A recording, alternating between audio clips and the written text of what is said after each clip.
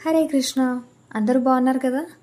చిన్నప్పుడు మా నానమ్మ మొక్కజొన్నలు వచ్చే కంకులు వచ్చే టైంలో సీజన్ టైంలో తీసుకొచ్చి సాయంత్రం పూట మంచిగా ఇలా మొక్కజొన్న గారెలు చేసి పెట్టేదనమాట. స్పైసీగా చేసుకుంటాము, స్వీట్ కూడా చేసుకుంటాము.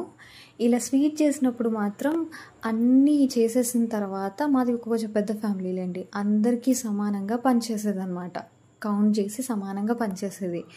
మా అన్నయ్య తనకిచ్చినవి లపాలపా లాగించేసేవాడు ఈవినింగ్కే.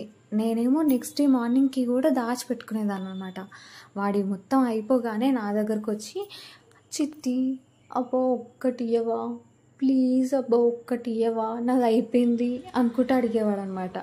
ఇక చూడండి లొల్లి షురు అవుతుంది. మళ్ళా మా అమ్మ వెనకాల నుంచి, ఇగో మీరు లొల్లి వేసిర్రనుకో ఇద్దరి వీపు విమానం మూత మోగిపోతుంది చెప్తున్నా, సప్పుడేక ఎవరి వాళ్ళు తినర్రి అని చెప్పేది మా నానమ్మ.